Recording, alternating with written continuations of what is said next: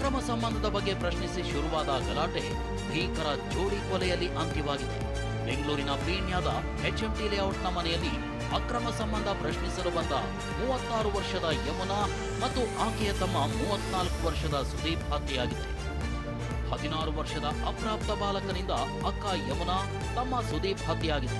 ಕೊಲೆ ಆರೋಪಿಯ ತಾಯಿ ಛಾಯಾ ಮತ್ತು ಕೊಲೆಯಾದ ಯಮುನಾ ಗಂಡನ ನಡುವೆ ಅಕ್ರಮ ಸಂಬಂಧ ಇತ್ತು ಎನ್ನಲಾಗಿದೆ. ಇದನ್ನು ಪ್ರಶ್ನಿಸಲು ತಮ್ಮ ಸುದೀಪ್ ಜೊತೆ ಛಾಯಾ ಮನೆಗೆ ಯಮುನಾ ಬಂದಿದ್ರು. ಮನೆಗೆ ಬಂದು ಛಾಯಾ ಜೊತೆ ಜಗಳವಾಡ್ತಿದ್ರು. ಈ ವೇಳೆ ಗಲಾಟೆ ತೀವ್ರವಾಗಿ ಛಾಯಾ ಪುತ್ರ ಸುದೀಪ್ ಮತ್ತು ಯಮುನಾ ಇಬ್ಬರನ್ನು ಚಾಕುವಿನಿಂದ ಹಿಡಿದು ಕೊಂದಿದ್ದಾನೆ. ಕೊಲೆ ವಿಚಾರ ತಿಳಿದು ಸ್ಥಳಕ್ಕೆ ಡಿಸಿಪಿ ನಾಗೇಶ್, FSL ತಂಡ ಭೇಟಿ ನೀಡಿ ಪರಿಶೀಲಿಸಿದ್ದಾರೆ. ಕೊಲೆ ಬಳಿಕ ಅಪ್ರಾಪ್ತ ಆರೋಪಿ ಕೋಣೆ ಒಳಗೆ ಹೋಗಿ ಬಾಗಿಲು ಹಾಕೊಂಡಿದ್ದ. ಪೊಲೀಸರು ಬಂದರೂ ಬಾಗಿಲು ತೆಗೆದಿರಲಿಲ್ಲ. ಬಳಿಕ ಈತನ ತಂದೆ ಬಂದ ಮೇಲೆ ತೆಗೆದು ಹೊರಬಂದಿದ್ದಾನೆ.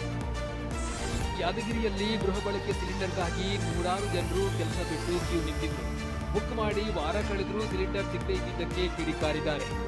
ಜನದಟ್ಟಣೆ ನಿಯಂತ್ರಿಸುವುದಕ್ಕೆ ಬಂದ ಪೊಲೀಸರ ವಿರುದ್ಧವೂ ಕಿಡಿಕಾರಿದ್ದಾರೆ.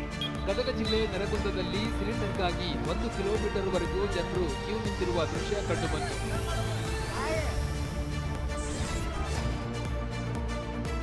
ಬಳ್ಳಾರಿಯಲ್ಲೂ ಜನರು ಗೃಹ ಬಳಕೆ ಸಿಲಿಂಡರ್ಗಾಗಿ ಪರದಾಡಿದ್ದಾರೆ.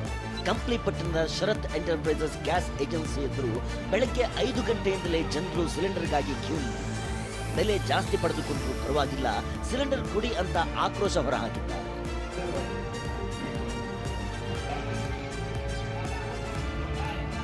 LPG ಸಿಲಿಂಡರ್ ಪೂರೈಕೆಯಲ್ಲಿ ಸಮಸ್ಯೆಯಾಗಿದ್ದರಿಂದ ಹಾಸನದಲ್ಲಿ ಸಾವಿರಾರು ಜನರಿಗೆ ಊಟ ತಿಂಡಿ ಒದಗಿಸುತ್ತಿದ್ದ ಗೊಮ್ಮಟಾದ್ರಿ ಹೋಟೆಲ್ ಬಂದ್ ಆಗಿದೆ. ಹೋಟೆಲ್ ಬಂದ್ ಆಗಿದ್ದರಿಂದ 10 ಕಾರ್ಮಿಕರು ಕೆಲಸ ಕಳ್ಕೊಂಡಿದ್ದಾರೆ. ಶುಕ್ರವಾರ ನಡೆಯಲಿರುವ ಶ್ರೀರಾಮನವಮಿಗೂ ಯುದ್ಧದ ಎಫೆಕ್ಟ್ ತಟ್ಟಿದೆ. ಸಿಲಿಂಡರ್ ಕೊರತೆ ಹಿನ್ನೆಲೆ ಲಡ್ಡು ಪ್ರಸಾದ ವಿತರಣೆ ಇಲ್ಲ, ಅವಲಕ್ಕಿ ಪ್ರಸಾದ ಮಾತ್ರ ವಿತರಣೆ ಅಂತ ರಾಜಾಜಿನಗರದ ಶ್ರೀರಾಮ ಮಂದಿರದ ಅಧ್ಯಕ್ಷ ಶ್ರೀಧರ್ ಹೇಳಿದ್ದಾರೆ. ಭಾರತದಲ್ಲಿ 60 ದಿನಗಳಿಗೆ ಆಗುವಷ್ಟು ತೈಲ ಸಂಗ್ರಹವಿದೆ. ಅಲ್ಲದೆ 8 ಲಕ್ಷ ಟನ್ LPG ಸಂಗ್ರಹಿಸಲಾಗಿದೆ ಅಂತ ಕೇಂದ್ರ ಸರ್ಕಾರ ಹೇಳಿದೆ. ಪೆಟ್ರೋಲ್ ಬಂಕ್, LPG ಏಜೆನ್ಸಿಗಳ ಮುಂದೆ ಜನರು ಕ್ಯೂ ನಿಲ್ಲುತ್ತಿರುವ ಬಗ್ಗೆ ವರದಿ ಬೆನ್ನಲ್ಲೇ ಕೇಂದ್ರ ಸರ್ಕಾರ ಅಂಕಿಅಂಶ ಬಿಡುಗಡೆ ಮಾಡಿದೆ. ದೇಶದಲ್ಲಿ ಪೆಟ್ರೋಲ್, ಡೀಸೆಲ್ ಅಥವಾ LPGಗೆ ಕೊರತೆ ಇಲ್ಲ. ಉದ್ದೇಶಪೂರ್ವಕವಾಗಿ ಕೊರತೆ ಇದೆ ಅಂತ ತಪ್ಪು ಮಾಹಿತಿ ಹರಡಲಾಗ್ತಿದೆ ಎಂದು ಕೇಂದ್ರ ಸರ್ಕಾರ ಹೇಳಿದೆ. ಹೊರ್ಮುಜ್ ಜಲಸಂಧಿ ಬಂದ್ ಆಗಿದ್ರೂ ಭಾರತ 40 ಜಾಗತಿಕ ಪೂರೈಕೆದಾರರಿಂದ ತೈಲವನ್ನ ಪಡೆದುಕೊಳ್ತಾ ಇದೆ. ತೈಲದ ಹರಿವನ್ನ ಸ್ಥಿರವಾಗಿಟ್ಟುಕೊಳ್ಳಲು ತೈಲ ಸಂಸ್ಕರಣಾ ಘಟಕಗಳು 100% ಸಾಮರ್ಥ್ಯದಲ್ಲಿ ಕಾರ್ಯನಿರ್ವಹಿಸ್ತಾ ಇವೆ.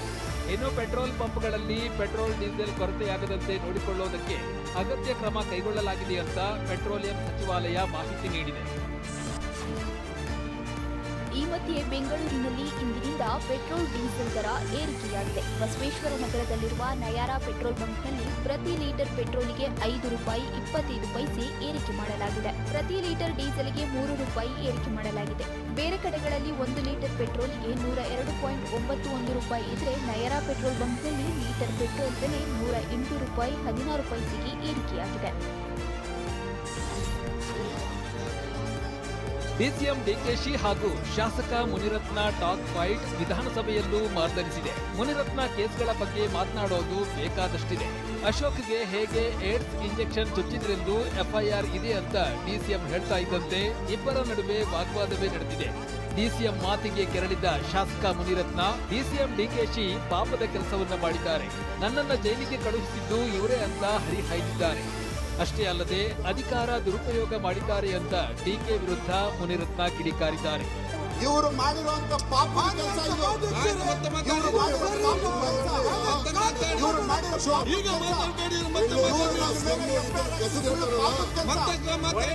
ಪಾಪದ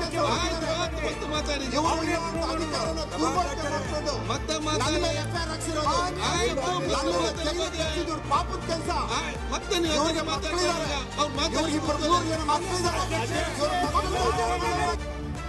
ಇದು ಇಷ್ಟಕ್ಕೆ ನಿಂತಿಲ್ಲ. ಬೆಂಗಳೂರು ಅಭಿವೃದ್ಧಿ ಕುರಿತ ಚರ್ಚೆಗೆ DK ಉತ್ತರ ನೀಡುವ ವೇಳೆಯೂ ಉಭಯ ನಾಯಕರು ನಾಲಿಗೆ ಹರಿಬಿಟ್ಟಿದ್ದಾರೆ. ಮಾಡಬಾರದು ಮಾಡಿದೀಯಾ, ನಿನ್ನಂತಹ ಪುಡಿರೋಡಿಗೆ ಹೆದರಲ್ಲ, ನೀನೊಬ್ಬ ರೇಪಿಸ್ಟ್ ಅಂತ ಮುನಿರತ್ನಗೆ DCM DKಶಿ ಹೇಳಿದ್ದಾರೆ. ಕೂಡಲೇ ಮಧ್ಯಪ್ರವೇಶಿಸಿದ ಶಾಸಕ ಸುರೇಶ್ ಕುಮಾರ್ DCM ಮಾತಿಗೆ ಆಕ್ಷೇಪ ವ್ಯಕ್ತಪಡಿಸಿದರು. ಇಂಥ ಅವನೇ ದೇವ್ರು. ಪುಡಿಗಳಿಗೆಲ್ಲ ಇದೆಲ್ಲ ನನ್ನ ಪ್ರಕಾರ. ಇಂಥ ಪಾಪಿಗಳು ಬಂದಿರೋದು. ಒಳ್ಳೆ ಬಂದರು. ಒಳ್ಳೆ ಚರ್ಚೆ ಆಯ್ತು. ಗೋಲ್ಡ್ ಗೋಲ್ಮಾಲ್ ಕೇಸ್ನಲ್ಲಿ ಸಿಲುಕಿರುವ ಐಶ್ವರ್ಯ ಗೌಡಗೆ ಮತ್ತೆ ಸಿಐಡಿ ಸಂಕಷ್ಟ ಶುರುವಾಗಿದೆ. ವಂಚನೆ ಉದ್ದೇಶಕ್ಕೆಂದೇ 2 ಹೆಸರು, 2 ಪಾನ್ ಕಾರ್ಡ್ಗಳನ್ನ ಇಟ್ಟುಕೊಂಡಿರುವುದು ತನಿಖೆಯಲ್ಲಿ ಬಯಲಾಗಿದೆ. ಐಶ್ವರ್ಯ ಗೌಡ ಹಾಗೂ ನವ್ಯಾಶ್ರೀ ಹೆಸರಿನಲ್ಲಿದ್ದ ದಾಖಲೆಗಳು ಸಿಐಡಿ ಕೈ ಸೇರಿದೆ. ದಾಖಲೆ ಸಮೇತ ಕೋರ್ಟ್ಗೆ ವಿವರಣೆಯನ್ನ ನೀಡಿದ್ದು ನಿರೀಕ್ಷಣಾ ಜಾಮೀನು ನೀಡದಂತೆ ಪ್ರಬಲ ಆಕ್ಷೇಪವನ್ನ ವ್ಯಕ್ತಪಡಿಸಿದೆ. ಐಶ್ವರ್ಯ ಗೌಡಗೆ ಬಂಧನ ಭೀತಿ ಶುರುವಾಗಿದೆ. ಮಾಜಿ ಸಂಸದ ಡಿಕೆ ಸುರೇಶ್ ತಂಗಿ ಅಂತ ಹೇಳ್ಕೊಂಡು ವಂಚನೆಗೆ ಇಳಿದಿದ್ದ ಐಶ್ವರ್ಯ ಕಳೆದ ಬಾರಿ ಬಂಧನದಿಂದ ವಿನಾಯಿತಿಯನ್ನ ಪಡ್ಕೊಂಡಿದ್ಲು.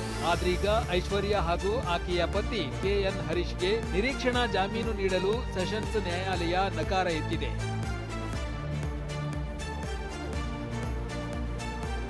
ಇನ್ನು ಇದೇ ಕೇಸ್ನಲ್ಲಿ ಸ್ಯಾಂಡಲ್ವುಡ್ ನಟ ಧರ್ಮಗೂ ಕಂಟಕ ಶುರುವಾಗಿದೆ.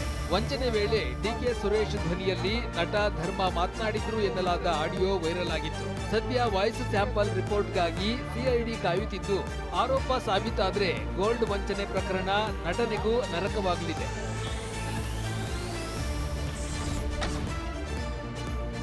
ಇನ್ಸ್ಪೆಕ್ಟರ್ ಪಾಪಣ್ಣ ವಿರುದ್ಧ ಲೈಂಗಿಕ ಕಿರುಕುಳ ಆರೋಪದ ಬಗ್ಗೆ ಇಲಾಖಾ ತನಿಖೆ ನಡೆಸುವಂತೆ ಪೊಲೀಸ್ ಕಮಿಷನರ್ ಸೀಮಂತ್ ಕುಮಾರ್ ಆದೇಶಿಸಿದ್ದಾರೆ.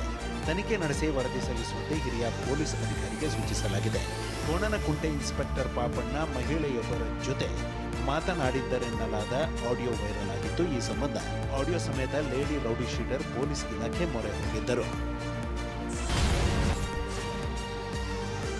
ಬೆಂಗಳೂರಿನ ಕೆಂಪೇಗೌಡ ಏರ್ಪೋರ್ಟ್ನಲ್ಲಿ ಅಧಿಕಾರಿಗಳು ಬರೋಬ್ಬರಿ 5.19 ಕೋಟಿ ಮೌಲ್ಯದ ಗಾಂಜಾ ವಶಪಡಿಸಿಕೊಂಡಿದ್ದಾರೆ. ಬ್ಯಾಂಕಾಕ್ನಿಂದ ಬಂದ ಪ್ರಯಾಣಿಕರಿಂದ 16.54 ಕೆಜಿ ಹೈಡ್ರೋಪೋನಿಕ್ ಗಾಂಜಾ ಜಪ್ತಿ ಮಾಡಿ ವಶಕ್ಕೆ ಪಡೆದಿದ್ದಾರೆ. ಜೊತೆಗೆ ಜನವರಿಯಿಂದ ಮಾರ್ಚ್ 17ರವರೆಗೂ ಸೀಸ್ ಮಾಡಿದ್ದ 287 ಕೆಜಿ ಹೈಡ್ರೋಪೋನಿಕ್ ಗಾಂಜಾ, 1.17 ಕೆಜಿ ಕೋಕೇನ್ ಕಸ್ಟಮ್ಸ್ ಅಧಿಕಾರಿಗಳು ನಾಶಪಡಿಸಿದ್ದಾರೆ. ದಾವಣಗೆರೆಯ ದುರ್ಗಾಂಬಿಕಾ ದೇವಸ್ಥಾನಕ್ಕೆ ಬಿಜೆಪಿ ಮುಖಂಡರು ಚಪ್ಪಲಿ ಧರಿಸಿದ್ದು ಭಾರೀ ವಿವಾದಕ್ಕೀಡಾಗಿದೆ. ಈ ಘಟನೆಯಿಂದ ದೇವಸ್ಥಾನ ಅಪವಿತ್ರಗೊಂಡಿದೆ ಅಂತ ಕಾಂಗ್ರೆಸ್ ಮುಖಂಡರು 101 ಲೀಟರ್ ಹಾಲು, 25 ಲೀಟರ್ ಮೊಸರು, ತುಪ್ಪ, ಜೇನುತುಪ್ಪದಿಂದ ದುರ್ಗಾಂಬಿಕಾ ದೇವಿಗೆ ಅಭಿಷೇಕ ಮಾಡಿ ಶುದ್ಧೀಕರಣ ಮಾಡಿದ್ದಾರೆ. ಆದರೆ ಅವಸರದಲ್ಲಿ ತಪ್ಪಾಗಿದೆ ಅಂತ ಬಿಜೆಪಿ ಮುಖಂಡರು ಹೇಳಿದ್ದಾರೆ. ವಿಜಯಪುರದ ಮುದ್ದೇಬಿಹಾಳ ತಾಲೂಕಿನ ಡವಳಗಿ ಗ್ರಾಮದಲ್ಲಿ ಅಪಘಾತದಲ್ಲಿ ಮೆದುಳು ನಿಷ್ಕ್ರಿಯಗೊಂಡಿದ್ದ ಮಗನ ಕಣ್ಣುಗಳನ್ನ ಪೋಷಕರು ದಾನ ಮಾಡಿದ್ದಾರೆ. ಬಾಲಕ ಆಕಾಶ ಹರಿಜನ ರಸ್ತೆ ಅಪಘಾತದಲ್ಲಿ ಗಂಭೀರ ಗಾಯಗೊಂಡು ಮೆದುಳು ನಿಷ್ಕ್ರಿಯವಾಗಿತ್ತು. ಈ ಹಿನ್ನೆಲೆ ಪೋಷಕರಾದ ಮಲ್ಲಪ್ಪ, ಸುಜಾತ ಮಗನ ನೇತ್ರದಾನ ಮಾಡಿ ಸಾರ್ಥಕತೆ ಮೆರೆದಿದ್ದಾರೆ. ಐಪಿಎಲ್ 2026 ಆರಂಭಕ್ಕೂ ಮುನ್ನ ಚಿನ್ನಸ್ವಾಮಿ ಕ್ರೀಡಾಂಗಣದಲ್ಲಿ ಭದ್ರತಾ ಅಣುಕು ಡ್ರಿಲ್ ನಡೆಸಲಾಗಿದೆ. ಬೆಂಗಳೂರು ನಗರ ಪೊಲೀಸ್ ಹಾಗೂ ಎನ್ಎಸ್ಜಿ ಕಮಾಂಡೋಗಳ ನೇತೃತ್ವದಲ್ಲಿ ನಡೆದ ಕಾರ್ಯಾಚರಣೆಯಲ್ಲಿ 500ಕ್ಕೂ ಹೆಚ್ಚು ಭದ್ರತಾ ಸಿಬ್ಬಂದಿ ಪಾಲ್ಗೊಂಡಿದ್ರು. ಅನಿರೀಕ್ಷಿತ ಅಪಘಾತಗಳು, ತುರ್ತು ಸ್ಥಿತಿ ಎದುರಾದರೆ ಹೇಗೆ ನಿಭಾಯಿಸಬೇಕೆನ್ನುವ ತಾಲೀಮು ನಡೆದಿದೆ.